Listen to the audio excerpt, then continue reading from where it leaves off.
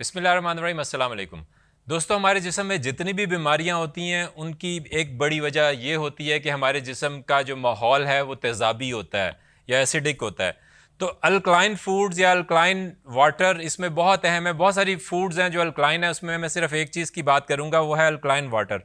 Alkaline water क्या है कि अगर आप सुबह को उठ के आपने 1 लीटर पानी बनाया हुआ हो, उसमें लीमू निचोड़ दें, 1 या 2 लीमू निचोड़ें, जो भी आपको सही लगे या जो आपके लिए बेहतर हो, और वो पानी पिएं। वो 1 लीटर बेशक इकट्ठा ना पिएं, आप अगले चंद घंटों में पी लें।